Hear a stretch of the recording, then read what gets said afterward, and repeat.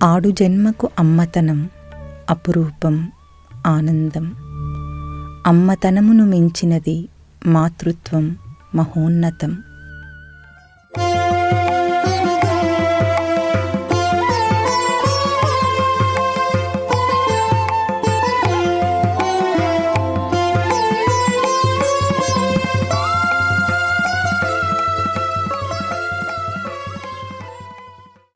భారతీయ సనాతన ధర్మంలో దేహంతో పుట్టబోయే జీవునికి సంబంధించి షోడశ అంటే 16 సంస్కారములను చెప్పారు. అందులో మొదటిది ప్రధానమైనది గర్భ సంస్కారం. ఇది స్త్రీ పురుషులు తల్లిదండ్రులు కావాలనుకునే సంకల్పం నుండి మొదలవుతుంది. మంచి పంటను పండించాలనుకునే రైతు ముందుగా 2 విషయముల మీద దృష్టిని పెడతాడు. ఒకటి, నాటబోయే విత్తనం యొక్క నాణ్యత. రెండవది, నాటుటకు కావలసిన క్షేత్రం, పొలం యొక్క యోగ్యత. నాణ్యమైన విత్తనమును సరైన సమయంలో, సరైన పద్ధతిలో, యోగ్యమైన పొలంలో నాటి పంట వచ్చేదాకా సరైన పోషణ అందిస్తే ఎట్లాగైతే పుష్టికరమైన పంట వస్తుందో అట్లాగే గొప్ప సంస్కారం ఉన్న శిశువును కనాలన్నా కావాలన్నా పురుషుని వీర్యం యొక్క నాణ్యత, స్త్రీ గర్భం యొక్క యోగ్యత చాలా ముఖ్యమైనవి. పిల్లలను కనబోయే స్త్రీ పురుషులు గర్భాధానమునకు ముందుగానే ఇందుకు సిద్ధం కావాలి. ఇది గర్భ సంస్కారంలోని మొదటి అంశం.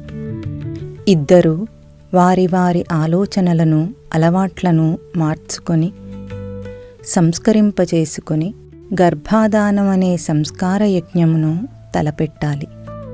గర్భాధానం తరువాత శిశువు తల్లి గర్భంలో పెరుగుతున్న 9 నెలల కాలం తల్లి తన తపస్సుతో శిశువుకు శారీరక ఆరోగ్యమును, మానసిక వికాసమును, ఆధ్యాత్మిక సంస్కారమును ఇవ్వగలదు. ఇది తల్లిదండ్రులు బిడ్డలకు చేయగలిగిన ఉత్తమమైన ఉపకారం. ఈ 9 నెలల గర్భ సంస్కార తపస్సు శిశువుకు 90 సంవత్సరాల జీవితానికి పునాది అవుతుంది. తల్లి కాబోయే స్త్రీ తన గర్భంలో శిశువుకు కేవలం శరీరమును మాత్రమే ఇవ్వడం లేదు, జీవుని సంస్కారమును రూపకల్పన చేస్తున్నది. శిశువుకు ఈ సృష్టి అందించే తేజస్సునంతా కొలిచి ఇవ్వగలదు, ఇవ్వాలి కూడా. అందుకే ఆ స్త్రీని మాత అంటారు. మాత అంటే కొలత అని అర్థం. ఈ గర్భ సంస్కారం మాతకు శిశువుకు మధ్యన సంస్కార ప్రవాహమునకు సేతువు. భారతదేశంలో ఋషులు మునుల కాలం నుండి గర్భ సంస్కారమునకు అపారమైన ప్రాధాన్యత ఇవ్వబడినది. దీనికి సంబంధించి ఎన్నో ఉదాహరణలు మన పురాణములలో కనిపిస్తాయి. గర్భ సంస్కారమును ఆచరిస్తే ఈరోజు కూడా ప్రతి గర్భవతి తనలో తానే ఈ అనుభవమును పొందగలదు. ఈరోజు ఆధునిక విజ్ఞాన శాస్త్రం, సైన్స్ కూడా ఎన్నో పరిశోధనల తరువాత ఈ విషయమును ధృవీకరించింది. ఉదాహరణకు మాత కుంతి దేవతలను ఆహ్వానించి ఉత్తమ సంతానమును పొందింది. మాత కౌసల్య, మాత దేవకి, మాత అనసూయలు కూడా తమ గర్భకాలంలో ప్రత్యేక నియమములను, ఆచారములను అనుసరించారు. దీని ఫలితంగా వారి సంతానం మర్యాదా పురుషోత్తములు, యోగీశ్వరులు, తపస్సులుగా రూపొందారు. మహాభారతంలో వీర అభిమన్యుడు పద్మవ్యూహమును ఛేదించిన ఉదంతం ఒక అద్భుతమైన ఉదాహరణ. మార్కండేయ పురాణంలో మాత మదాలసను గురించిన ఉదంతం ఉంది. ఆమె తన సంతానం యొక్క గుణాలు, కర్మలు, స్వభావమును ముందుగానే నిర్ణయించేది. గర్భంలో ఉన్న శిశువుకు దివ్య సంస్కారములను అందించేది. దీని ఫలితంగా ఆమె సంతానం ఆమె కోరిన విధంగా రూపొందింది. భాగవత మహాపురాణంలో ప్రహ్లాదుని గురించిన ప్రస్తావన ఉంది. అతడు రాక్షస కులంలో జన్మించిన అతని తల్లి గర్భవతిగా ఉన్నప్పుడు నారద మహర్షి ఆశ్రమంలో ఉండి నారాయణ భక్తిని, నారాయణ తత్వమును శ్రవణం చేసిన కారణమున ప్రహ్లాదుడు పుట్టుకతోనే నారాయణ భక్తుడై మహాభాగవతోత్తమునిగా కీర్తిని పొందాడు. ఆధునిక కాలంలో భారతదేశం బ్రిటిష్ పరిపాలనలో బందీగా ఉన్న రోజులలో దేశ స్వాతంత్రం కోసం వీరమాత జీజాబాయి శివాజీ మహారాజుకు గర్భంలోనే దేశభక్తిని, శౌర్యమును నూరిపోసింది.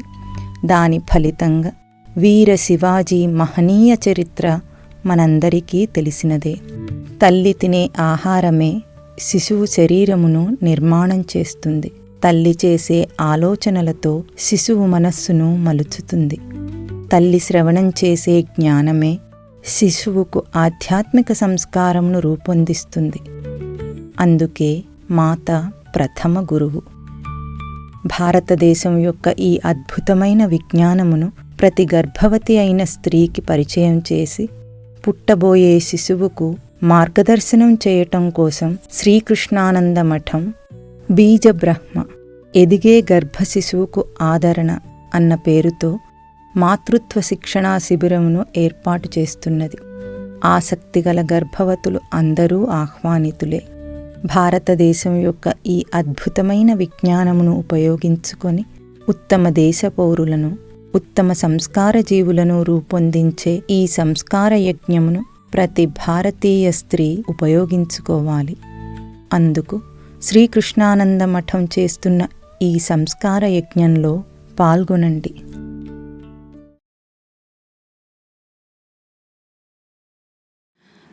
బీజబ్రహ్మ ఎదిగే గర్భ శిశువుకు ఆదరణ అన్న అంశాన్ని అర్థం చేసుకుంటూ ఉన్నాము. దీని యొక్క విశిష్టతను మనం తెలుసుకున్నాం.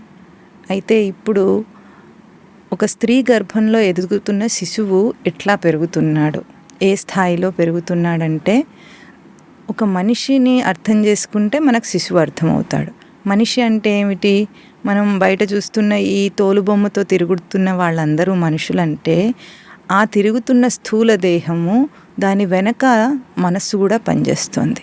అందరికీ మనస్సుతోనే పనిచేస్తున్నారని తెలుస్తూ ఉంటుంది. అంటే కనిపించే దేహం కాక కనిపించని మనస్సు ఒకటి ఉంది, దాని వెనుక బుద్ధి ఒకటి ఉంది.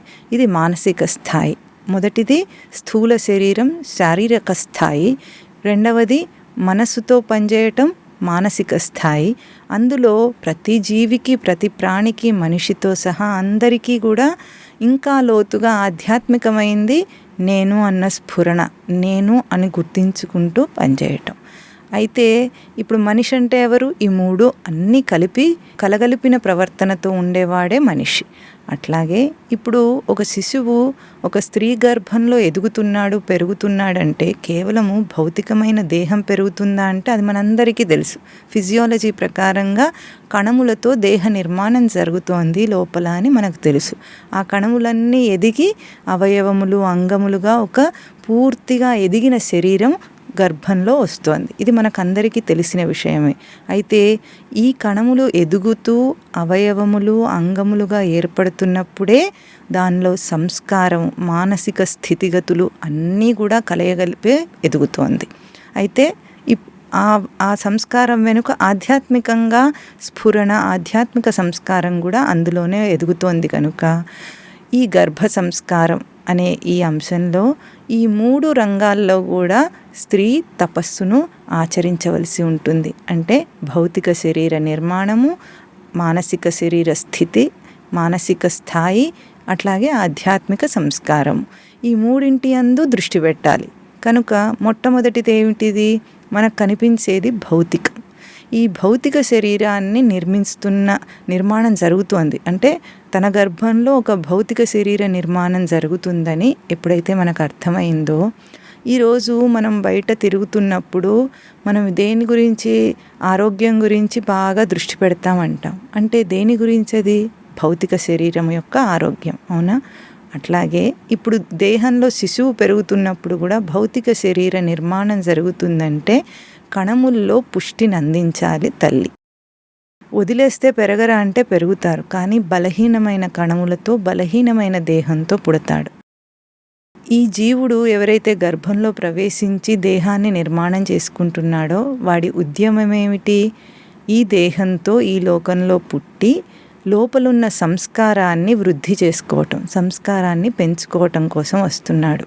బలహీనమైన దేహం ఉంటే ఎట్లా ఉంటుందంటే, మనకున్న ఏదైనా ఒక పరికరము అది బలహీనంగా ఉంటే మనం వాడుకోవటం, ఉదాహరణకి ఒక కత్తిపీటనో కత్తినో వాడుకుంటున్నాం అనుకోండి, కూరగాయలు తరగటానికి వాడుకుంటున్నాం. అది ఎట్లా ఉండాలనుకుంటాం మనము?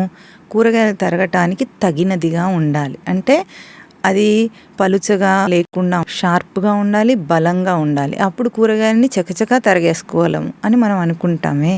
అట్లాగే ఏ పరికరమైనా సరే మనకు బాగుంటే ఆ పరికరంతో మనం పని సరిగ్గా చేసుకుంటాం. అందుకు శారీరక అవసరము, శారీరక దృఢత్వము మనిషికి అవసరం.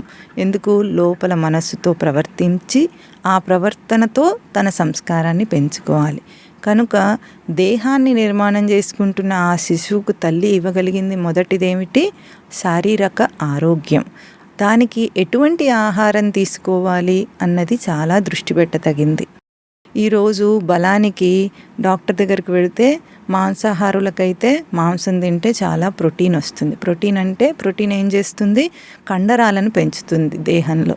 ఇది మాంసం తినటం వల్ల వస్తుంది కాబట్టి మాంసము, గుడ్లు, చేపలు ఇవన్నీ తినమని సలహా ఇస్తారు. అయితే ఇప్పుడు ఈ బీజ సంస్కారం అంటే గర్భ సంస్కారాన్ని ఆచరిస్తున్న స్త్రీ కేవలం శారీరక దృఢత్వాన్ని చూడటం లేదు, అక్కడ ఏం చూస్తోంది? వెనుక సంస్కారాన్ని కూడా చూస్తుంది. ఈ మాంసం తినటం అనేది భౌతికంగా బలాన్ని ఇస్తుందన్న అపోహ ఉంది. అయినప్పటికీ దాని వెనుక మనిషి యొక్క మానసిక స్థితి ఎట్లా నిర్మాణం అవుతుంది? మరి ఒక మాంసం తినాలంటే ఎక్కడి నుండి వస్తుంది? ఒక జీవిని హింసిస్తే కానీ అది రావటం లేదు. మరి ఆ ఆహారం తినేటప్పుడే హింసా ప్రవృత్తితో కూడింది తింటే ఆ సంస్కారం ఏ కండరాలైతే నిర్మాణం అవుతున్నాయో అందులో హింసా ప్రవృత్తి పెరుగుతుంది. కనుక తపస్సు చేసేవాళ్ళు ఎవరైనా సరే ఏం చేస్తారు? దృఢత్వాన్ని ఇవ్వాలి దేహానికి, కానీ దాంట్లో వ్యతిరేకమైన సంస్కారం రాకుండా చూసుకోవటము తపస్సుకి ముఖ్యమైంది. కనుక అదే ఏ కండరాలైతే పెరుగుతాయని మాంసంతో అంటున్నారో అది కేవలం అపోహ మాత్రమే. అయినా దానికి ప్రతిగా ఏం తినాలి అంటే ప్రోటీన్ నిర్మాణం చేసేవి మన శాకాహారంలో అనేకమైన ఉన్నాయి. ఉదాహరణకు వేరుశెనగలు హయ్యెస్ట్ ప్రోటీన్ ఉంటుంది. పప్పు దినుసులు, పెసరపప్పు, కందిపప్పు, ఇటువంటి పప్పులన్నీ కూడా ఏవైతే మనకు అందుబాటులో ఉన్నాయో అవన్నీ కూడా హై ప్రోటీన్ కంటెంట్ ఉన్నవి. ఈ విషయాలన్నీ మీరు కావాలంటే ఇంకా వివరంగా తెలుసుకోవాలనుకుంటే మంతెన సత్యనారాయణ రాజు గారి వీడియోస్ చూస్తే ఆయన పోలికతో చెప్తారు. అంటే ఎందులో ఎంత ప్రోటీన్ వస్తుంది. ఇప్పుడు కాల్షియం కోసం పాలు తాగుతానంటారు. అందరికీ ఇది పూర్వం నుండి కూడా మన మెదడులో చెప్పి పెట్టారన్నమాట. పాలు తాగితే కాల్షియం వస్తుంది. ఆయన ఏం చెప్తున్నారు? నువ్వులు తింటే 16 రెట్లు కాల్షియం ఎక్కువ వస్తుంది. అటువంటివి అన్నీ తెలుసుకొని శాకాహారంలో ఇటువంటి ఆహారం తీసుకుంటే శరీరము దృఢంగా ఉండటమే కాకుండా బుద్ధి బలం కూడా చక్కగా శుద్ధ సాత్వికంగా పనిచేయటానికి అవకాశం ఉంటుంది శాకాహారంలో. కనుక శాకాహారం మాత్రమే తినాలి. శాకాహారంలో కూడా ఎటువంటి ఆహారము ఆ గర్భకాలంలో ఇస్తే, అంటే 9 నెలల గర్భకాలంలో ఇస్తే శిశువు యొక్క శారీరక నిర్మాణానికి అది తోడ్పడుతుందో అది తెలుసుకొని అటువంటి ఆహారాన్ని సమపాళనలో ఇవ్వటము ఆ బిడ్డను కనబోతున్న తల్లి యొక్క ధర్మం. చేసి తీరాలి. సామాన్య రోజుల్లో తన దేహాన్ని పట్టించుకోకపోయినా స్త్రీలకు సాధారణంగా వాళ్ళ దేహం మీద దృష్టి తక్కువగా ఉంటుంది. ఇంట్లో వాళ్ళందరికీ చేసి పెట్టడం మీద దృష్టి ఉంటుంది, కానీ తనకు పోషణను అందించటం మీద తక్కువగా దృష్టి పెడతారు స్త్రీలు. కానీ ఇప్పుడు తన కోసం చేయటం లేదు, తన లోపల ఉన్న ఒక శిశువు పెరగటం కోసం చేస్తుంది. కనుక శ్రద్ధతో అటువంటి ఆహార నియమాలన్నిటినీ తెలుసుకొని అప్పుడు అటువంటి ఆహారం తీసుకుంటే ఎటువంటి లోపాలు లేకుండా ఇంకా కూడా సత్యనారాయణ రాజు గారు ఏం చెప్తారు, ఇప్పుడు ప్రెగ్నెన్సీ స్టార్ట్ అయ్యింది, మొదలయ్యింది అని తెలిసినప్పటి నుండి కూడా డాక్టర్లు సప్లిమెంట్స్ ఇస్తారు. అంటే ఐరన్ సప్లిమెంట్స్, కాల్షియం సప్లిమెంట్స్, ఇటువంటివన్నీ ఇస్తారు. ఎందుకంటే మామూలుగా తినే ఆహారంలో తిన్నంతగా తింటే ఒక దేహానికి అందే ఐరను, కాల్షియం వస్తుంది. అది శిశువు దేహ నిర్మాణానికి సరిపడదు. ఇప్పుడు డబుల్ డోస్ కాబట్టి అది అందాలంటే అందరూ మామూలుగా రోజు తినే ఆహారాల్లో వాటి మీద శ్రద్ధ పెట్టి తినరు. ఏదో రుచి కోసం తినేవాళ్ళే ఎక్కువగా ఉంటారు. కనుక ఇప్పుడు అదనంగా ఇవ్వాలి. సప్లిమెంట్ అంటే అదనంగా ఇవ్వటం. ఆ అదనంగా ఇవ్వటాన్ని మందుల ద్వారా ఇస్తున్నారు. కేవలం మందులు తప్పనిసరియా అంటే మనకు మెడికల్ సైన్స్ ఈరోజు డాక్టర్లు తప్పనిసరి అని చెప్తారు. కానీ శ్రద్ధ పెట్టి ఏ ఆహారాల్లో ఏ సప్లిమెంట్స్ ఎక్కువగా కావాలో వాటిని అదనంగా తీసుకునే అలవాటు మన ఆహారపు అలవాట్లలో చేసుకుంటే ఆ సప్లిమెంట్స్ లేకుండా కూడా ఈరోజు మనము చక్కగా పోషణను అందించవచ్చు. ఇది పూర్వకాలం ఈ సప్లిమెంట్లు లేవు, సిజేరియన్ ఆపరేషన్లు లేవు, ఏవి లేవు. కానీ అప్పటి రోజుల్లో ఒక్కొక్క ఆడవాళ్ళు 10 మంది పిల్లల్ని కనేవాళ్ళు. మరి 10 మంది పిల్లలకు ఒక్కొక్క సంవత్సరం, కనీసం ఒక్కొక్క సంవత్సరం పాలిచ్చేవాళ్ళు.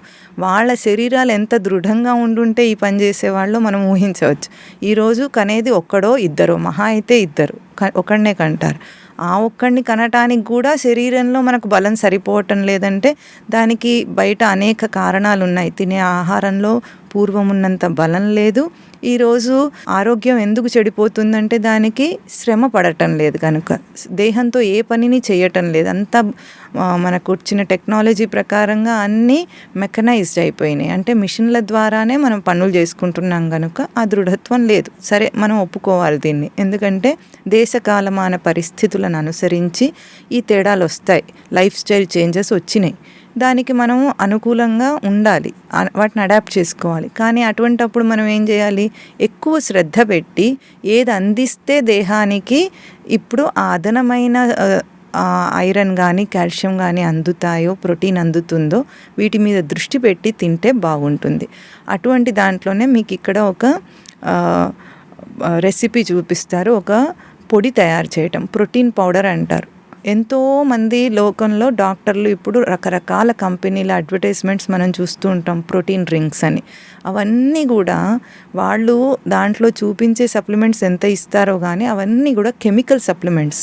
అంటే వాటిని న్యాచురల్గా అందించకుండా వాటిని డ్రై చేసి కాన్సన్ట్రేటెడ్ ఫామ్లో అందించేటప్పుడు వాటిని నిలువ చేయటానికి ప్రిజర్వేటివ్స్ వాడాల్సి వస్తుంది వాళ్ళకి.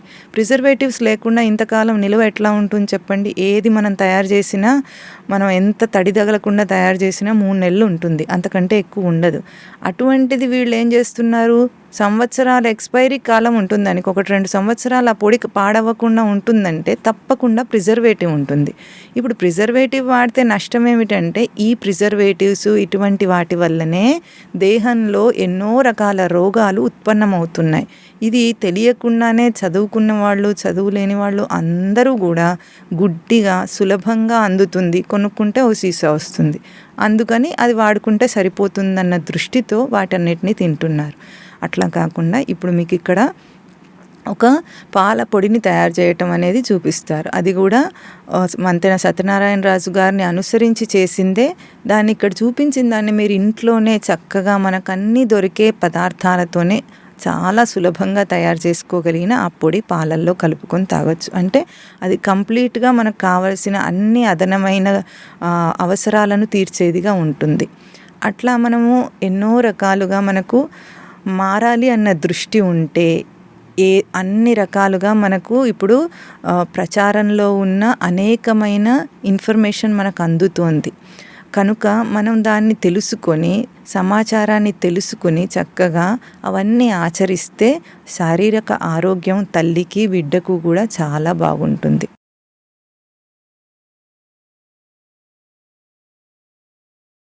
పాలల్లో కలుపుకొని తాగే ప్రోటీన్ పౌడర్ గురించి. అది ఎటువంటిది? అది కూడా మనం రెడీమేడ్ది తీసుకోకూడదని చెప్పుకున్నాం. ఎందుకంటే దాంట్లో ప్రిజర్వేటివ్స్ ఉంటాయి కనుక. ఆ ప్రిజర్వేటివ్స్ అన్నీ కూడా కెమికల్సే. ఆ కెమికల్స్ అన్నీ కూడా మనకు దేహానికి ప్రమాదకరమైనవి. కేవలం హాని చేస్తాయంటే సరిపోదు, ప్రమాదాన్ని కల్పిస్తాయి కనుక వాటికి ప్రత్యేకించి ఈ గర్భిణీ స్త్రీలు దూరంగా ఉండాలి. చిన్నపిల్లలను కూడా దూరంగా ఉంచాలి. మరి ఆ ప్రోటీన్ పౌడర్ ఎట్లా తయారు చేసుకోవాలో ఇప్పుడు మనం చూద్దాం. చాలా సులభము. అందుబాటులో ఉండే సామాగ్రితోనే అది తయారవుతుంది. దానికి కావలసినవి ఏమిటి?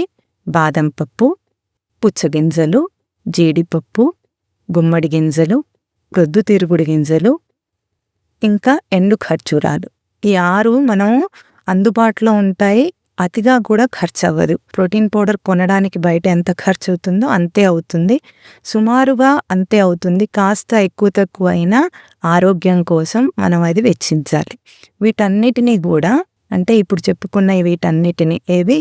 బాదం పప్పు, పుచ్చగింజలు, జీడిపప్పు, గుమ్మడి గింజలు, ప్రొద్దుతిరుగుడు గింజలు, ఇంకా ఎండు ఖర్జూరాలు. వీటన్నిటిని కూడా కడిగి ఆరబెట్టి శుచిగా వాటిని దోరగా వేయించుకొని, ఎక్కువగా వేయించకూడదు, వాటిలోని న్యూట్రియంట్స్ తగ్గిపోతాయి కనుక దోరగా వేయించి వీటినన్నిటినీ మెత్తగా పొడి పట్టుకొని ఒక గాలి చోరని దాంట్లో ఎయిర్ టైట్ సీసాలో వేసి పెట్టుకుంటే మీకు 2 నెలల దాకా అది నిల్వ ఉంటుంది. ఏమీ పాడవ్వదు. దీన్ని సరిగ్గా 2 టీ స్పూన్లు నిండుగా తీసుకొని పాలల్లో కలుపుకొని తాగితే మంచి ఆరోగ్యము, శుచి, శుభ్రత అన్నీ ఉంటాయి. కనుక ఈ గర్భ సంస్కారంను ఆచరిస్తున్న స్త్రీలు ఎటువంటి ఆహారంను తీసుకోవాలి? ఆ అంశం మీద ఇప్పుడు మాట్లాడుకుందాం. భూమి మీద బ్రతికే వారందరినీ మనం ఏమంటాం? ప్రాణులు అంటాం. అంటే మనుషులతో సహా అన్ని ప్రాణులు. ప్రాణులు అంటే అర్థం ఏమిటి? ప్రాణం కలవారు అని అర్థం. ప్రాణం అంటే మనకెంత అర్థం అవుతుంది? మనం రోజు ఊపిరి పీల్చుకుంటే అది మనకు ప్రాణం అని తెలుసు. అంటే ఉచ్ఛ్వాస నిశ్వాస ద్వారా ప్రాణవాయువుని పీల్చుకొని ఆక్సిజన్ పీల్చుకొని మనం కార్బన్ డైఆక్సైడ్ని విడిచిపెడుతున్నాం. ఇది ప్రాణం అని మనం అనుకుంటాం. కానీ మన శాస్త్రం ఇంకా వివరంగా చెప్తుంది. ఏమిటంటే మన భౌతిక దేహంలో సప్తధాతువులతో ఈ అవయవాలు, అంగాలు అన్నీ, అంటే ఈ దేహము, శరీరంలోని ఈ భాగాలన్నీ ఏర్పడినవని మనకందరికీ కొంత అవగాహన ఉంది. అయితే ఈ సప్తవాయువులతో ఏర్పడిన ఈ అవయవాలు, అంగాలన్నీ కూడా కదులుతున్నాయి. దేనివల్ల కదులుతున్నాయంటే ప్రాణమయ కోసం అంటుంది శాస్త్రం దాన్ని. అంటే పంచ ప్రాణములు మన దేహంలో తిరుగుతున్నాయి. ప్రాణ, అపాన, ఉదాన, సమాన, వ్యాన వాయువులు. ఈ 5 వాయువులు కలిసి మన దేహంలోని అన్ని అవయవాలను కూడా కదిలించటానికి, సంచలనానికి అవి కారణమవుతుంది. దాన్ని ప్రాణం అంటుంది శాస్త్రం. ఆ ప్రాణం కలవాళ్ళము, ప్రాణులం మనమందరం. అయితే ఆ ప్రాణవాయువు సరిగ్గా ఉండాలంటే మనం ఏం చేస్తామంటే మనం తినే ఆహారము ఎట్లాగైతే మాంసము, రక్తము, మజ్జ, క్రొవ్వు, ఎముకలు ఇవన్నిటిని తయారు చేస్తుందో అట్లాగే మనం తినే ఆహారమే ఈ ప్రాణవాయువు యొక్క సంచలనాన్ని కూడా నియంత్రిస్తుంది, నడిపిస్తోంది. కనుక మనం తినే ఆహారం ఎట్లా ఉండాలి? ప్రాణశక్తిని పెంచేదిగా ఉండాలి. ప్రాణశక్తి తగ్గిపోతే మనిషికి అనేక రకాలైన రోగాలు బయటకు వచ్చేస్తాయి. కనుక ప్రాణశక్తి పెంచే ఆహారం ఏమిటి అంటే శుద్ధ శాకాహారమైన ఆహారము ప్రాణశక్తిని పెంచుతుంది. అదెట్లా అంటే అర్థం చేసుకోండి. ఇప్పుడు మనం ఒక మాంసం కొట్టు దగ్గరికి వెళ్ళాం. అక్కడ మాంసము అవన్నీ చూస్తే మనకు ఎట్లా ఉంటుంది? మాంసం తినేవాళ్ళు కూడా ముక్కు మూసుకుంటారు. అవునా? అంటే దాని నుండి ఒక దుర్గంధం వస్తుంది. కంపు వాసన అంటాం మనం దాన్ని. చేపలకు కానీ అన్నిటికీ అటువంటి వాసన ఉంటుంది. అంటే అర్థం ఏమిటి? అది మనకు సహించటం లేదని అర్థం. సహించని దాన్ని ఇంటికి తీసుకొచ్చి దాన్ని రకరకాలుగా వండుకొని మసాలాలు అవన్నీ వేసుకొని ఈ వాసన రాకుండా ఇప్పుడు దానికి రుచి వచ్చిందని అనుకొని భ్రాంతిలో అందరూ తింటారు. కానీ మనం ముక్కు మూసుకున్నాం దానివల్ల అంటే అక్కడే అర్థమైపోతుంది అది మన ప్రాణవాయువు, ప్రాణశక్తిని పెంచేదిగా లేదు, మన ప్రాణశక్తికి ఇబ్బందిగా ఉంది అని అర్థం. అంతే కదా? కనుక అటువంటి ఆహారము వర్జిత ఆహారం. ప్రాణశక్తిని పెంచుకోవాలంటే అటువంటి ఆహారానికి దూరంగా ఉండాలి అందరూ కూడా. ప్రత్యేకించి ఈ గర్భ సంస్కారాన్ని ఆచరిస్తున్న ఎవరైతే స్త్రీలున్నారో వాళ్ళు ఇటువంటి అలవాట్లు ముందు ఉన్నప్పటికీ కూడా ఇప్పుడు మార్చుకోవటం చాలా మంచిది. మరి మాంసం వల్ల ప్రోటీన్ వస్తుంది కదండి, మజిల్ ఫార్మేషన్ అవుతుంది అంటే దానికి కావలసినవి, ప్రోటీన్ పెరగటానికి కావలసినవి శాకాహారంలో అనేకమైన రకాల ఆహారాలు మనకున్నాయి. దాంట్లో మనం చెప్పుకున్నాం ప్రోటీన్ అనేది మనకు వేరుశనగ పప్పుల్లో, కందిపప్పు, పెసరపప్పు, ఇటువంటి పప్పులన్నిట్లో, మినప్పప్పు కూడా అన్నిట్లో కూడా పుష్కలంగా దొరుకుతుంది. పుష్కలంగా ఉండాలంటే మనం ఎక్కువ మోతాదులో వాటిని తీసుకోవాలి. ఇప్పుడు తల్లికి సరిపడా న్యూట్రియంట్స్తో పాటుగా ఇప్పుడు లోపల పెరుగుతున్న శిశువు కూడా దేహ నిర్మాణానికి తగినట్లుగా కొద్దిగా ఎక్కువ కావాలి కనుక వాటిని అనేక రకాలుగా వాటిని తీసుకోగలిగితే కొద్దిగా ఎక్కువగా మనం తినగలం. దాంట్లో మొదటిది ఏమిటంటే ఈ ప్రాణశక్తిని పెంచే ఆహారం అన్నప్పుడు మనం ఒకటి మాంసం తినకూడదని చెప్పుకున్నాం. ఇంకొకటి ఈ రోజుల్లో అందరికీ బాగా అలవాటైపోయిన ఆహారం ఏమిటంటే ప్యాక్డ్ ఫుడ్ తింటున్నారు. రెడీమేడ్గా దొరికే ప్యాక్డ్ ఫుడ్ అంటే ఎటువంటివి, చిప్స్ అని, బ్రెడ్ అని, నిలువ ఉంచిన పదార్థాలు ఏవైతే షాపుల్లో దొరుకుతాయో అటువంటివన్నీ కూడా నిషిద్ధం. కూల్ డ్రింక్స్ అని ఏవేవైతే ప్రిజర్వేటివ్ ద్వారా వాళ్ళు నిలువ ఉంచుతున్నారో అవి ఏవి కూడా నిషిద్ధం. బిస్కెట్లు కూడా, చాక్లెట్లు, బిస్కెట్లు ఇవన్నీ కూడా ప్రిజర్వేటివ్ లేకుండా నిల్వ ఉండవు. కనుక అవి ఏం తయారైనాయి, ఎట్లా తయారైనాయి అన్న విషయం కంటే ఎక్కువగా దాంట్లో నిల్వ ఉంచడానికి వాడే ప్రిజర్వేటివ్ తీవ్రమైన ప్రమాదాన్ని కలిగిస్తుంది. కనుక వీటన్నిటికీ కూడా దూరంగా ఉండాలి. ఇవి అందరూ మనుషులు పాటించవలసినవే అయినప్పటికీ మనుషులందరూ కూడా వ్యసనానికి గురయ్యారు. అంటే బానిసలైపోయారు. ఎట్లా? కష్టపడకుండానే అన్నీ రావాలనుకొని ఈ జొమాటోల్లోనూ, స్విగ్గీలోనూ ఆర్డర్లు పెట్టి తినటం అలవాటు చేసుకున్నారు. వాళ్ళందరూ కూడా ఇవన్నీ మానేస్తే చాలా మంచిది. కానీ చేయలేని పక్షం వాళ్ళని వదిలేసి కనీసం బిడ్డను కనే తల్లి దీని మీద త్యాగం చేయాలి. చేయకపోతే పుట్టుకతోనే రోగాలనిచ్చిందవుతుంది తల్లి. ఈరోజు మీరు చూస్తూనే ఉన్నారు, పిల్లలందరికీ కూడా అతి చిన్న వయసులోనే ఎన్ని రకాల రోగాలు వస్తున్నాయంటే అవన్నీ మన ఆహారపు అలవాట్ల కారణంగానే వస్తున్నాయని మనం గుర్తించాలి. అటువంటిది గర్భంలోనే దేహం ఏర్పడుతున్నప్పుడే ఇటువంటి ఆహారాన్ని ఇస్తే ఎంత ప్రమాదమో ఒక్కసారి ఊహించండి, అర్థం చేసుకోండి. కనుక గర్భిణీ స్త్రీలు నిగ్రహించుకొని రుచిగా ఇంట్లోనే శుచిగా తినతగిన పదార్థాన్ని చేసుకొని అన్ని రకాల పోషక విలువలు అందేటట్లుగా తినాలి. ఇది అర్థం చేసుకోండి. బయట రెడీమేడ్ ఫుడ్కి, రెడీమేడ్గా దొరికే ఆహారానికి పూర్తిగా దూరంగా ఉండాలి.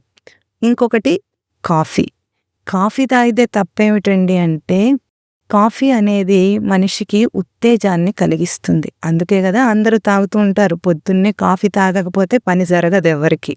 అంటే అర్థం చేసుకోండి, కాఫీ చురుకునిస్తుంది. ఎటువంటి చురుకు అంటే అది మెదడులోని నరాలను ఉత్తేజపరిచి ఒక పొంగులాగా ఉత్తేజం వచ్చేటట్టు చేసుకొని మనిషికి ఉత్సాహం వచ్చింది అన్నట్లుగా భ్రాంతి కల్పిస్తుంది. ఇవి నరాలు ఎప్పుడైతే బయటి పదార్థం వల్ల ఉత్తేజమును పొంది మళ్ళీ అది పోతుంది, కాసేపట్లో పోతుంది ఆ ప్రభావం, కాఫీ తాగిన ప్రభావం.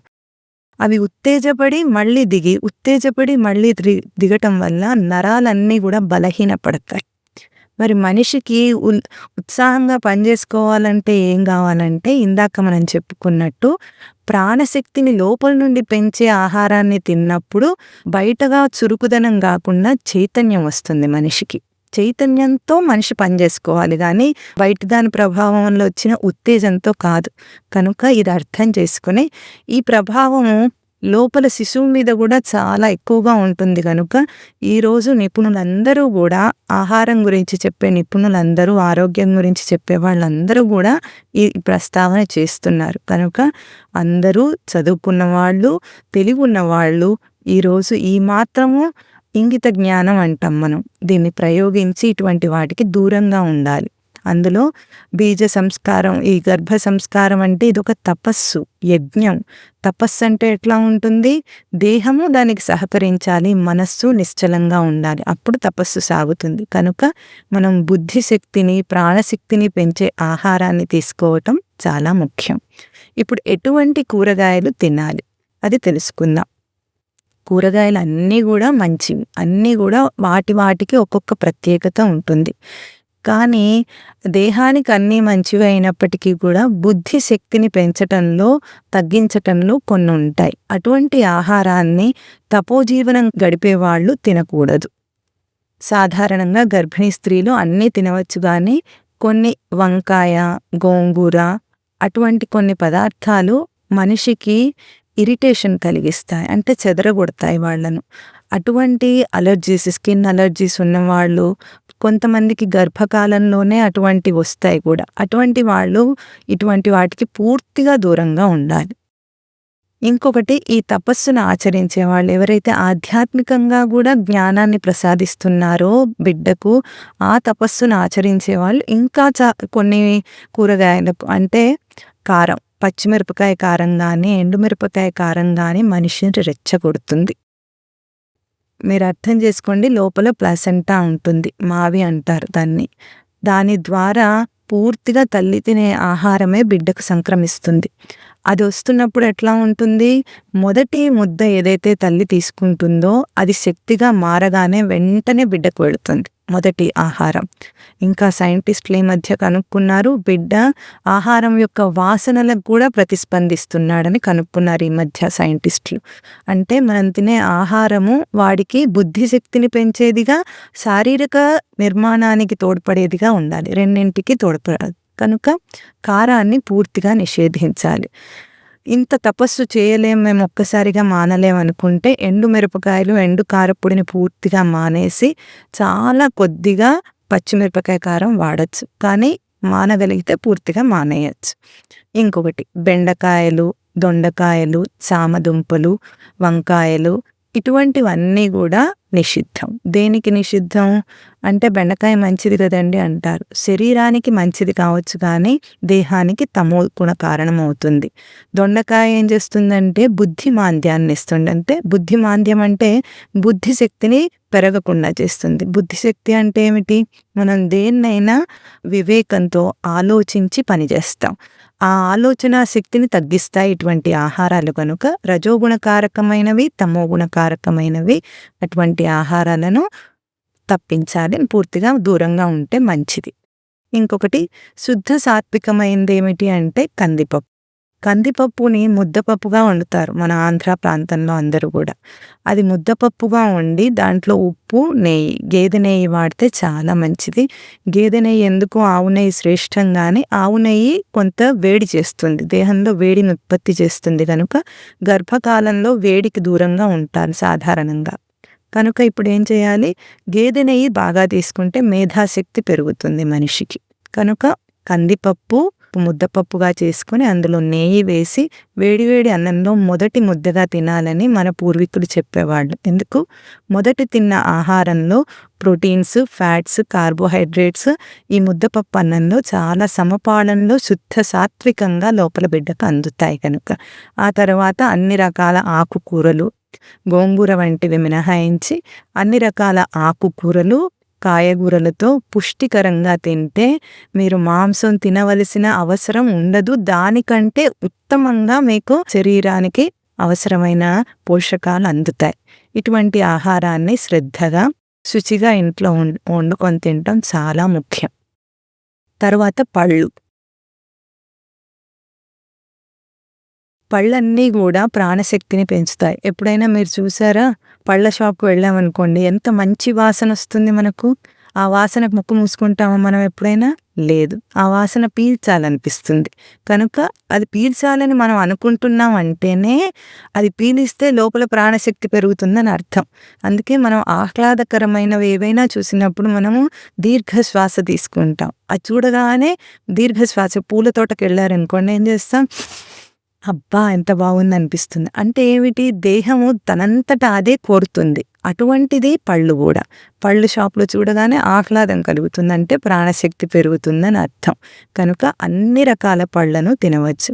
కానీ బొప్పాయి పండును, పచ్చిగా ఉన్న బొప్పాయి పండును మొదటి నెలల్లో నిషిద్ధమని మన పెద్దలందరూ చెప్పారు. అంటే తీవ్రమైన వేడిని కలిగిస్తుంది కనుక గర్భం స్థిరమయ్యేదాకా తినరు అంటారు.